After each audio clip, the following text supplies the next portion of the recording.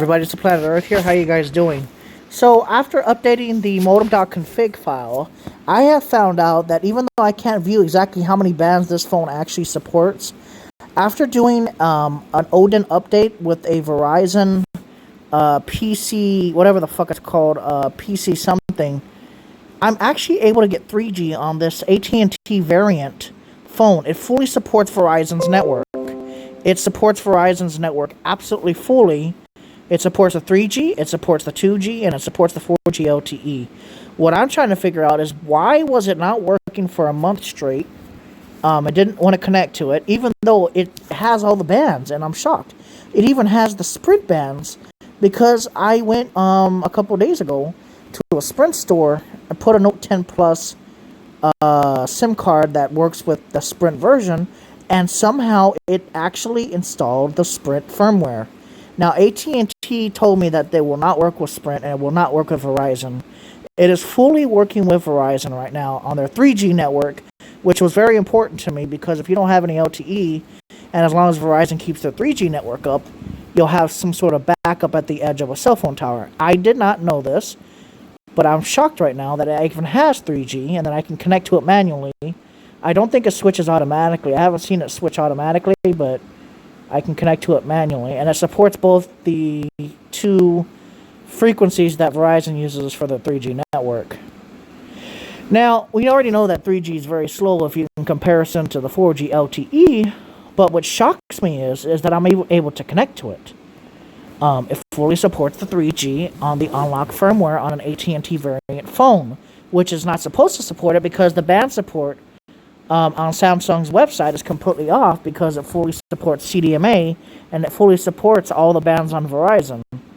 I don't know why. It fully supports Sprint bands, and it doesn't say that it does on the website on Samsung, and when you put the exact model in, or on the AT&T website. It only supports GSM, and that's pretty much it. They were supposed to say that it only works with GSM, but it looks like that it fully works with CDMA, which doesn't make sense to me. Why would the AT&T variant work with 3G on Verizon? Can anybody explain that? This is what I'm trying to get at, and I just don't understand why it's working so well. I was able to manually connect it to the 3G after this long-ass time. I had to put the proper firmware, and now it works perfectly with 3G, like it's a Verizon phone. Or like it's an unlocked variant of 3G. So right now I'm just going to go real quick to this 4G switcher here. And I'm going to show you everything that this select preferred network type shows.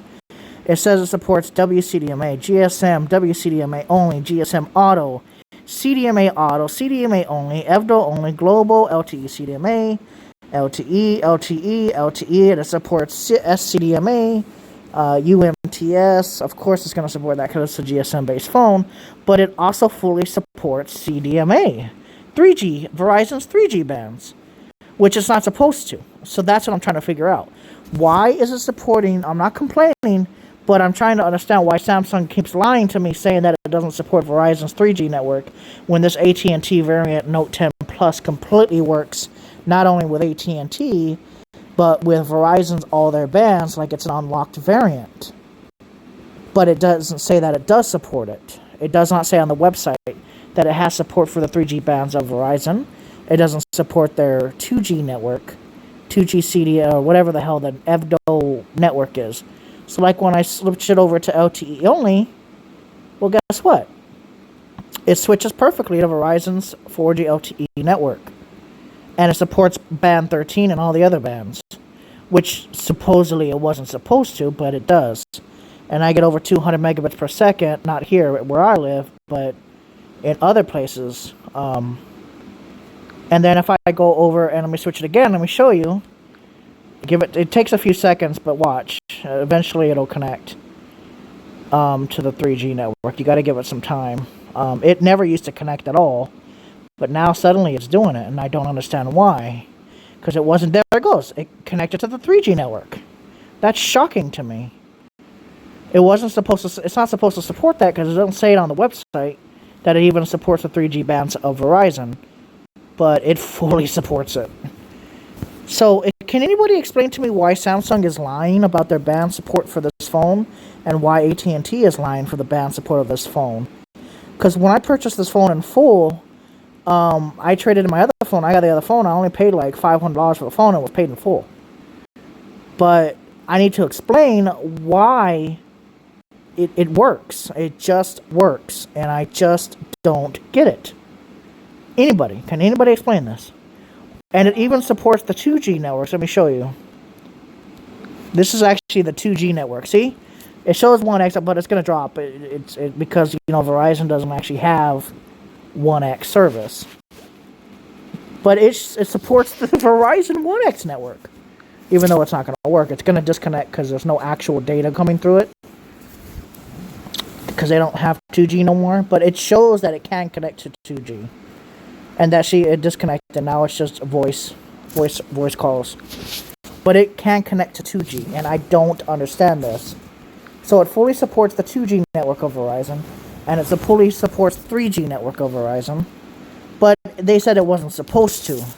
And I couldn't get it to connect to 3G for over a month. And I updated the firmware on it again. And now it connects perfectly to the 3G network. Which I would leave it like this before and it would not connect. And now it fully supports Verizon.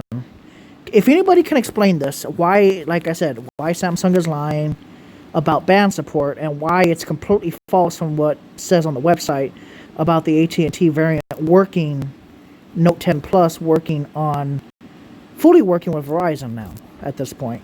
Fully supports the 3G network, fully supports the 4G LTE network, fully supports AT&T, fully supports T-Mobile, and even works with Sprint. Bands 41 works on this phone. And 29, and I forgot the other one. 30-something, I think it is. Fully supports the Sprint network. Why is this phone fully supporting it, even though they said that the bands are not supposed to work? Anyways, thank you guys for watching. This has been The Planet Earth.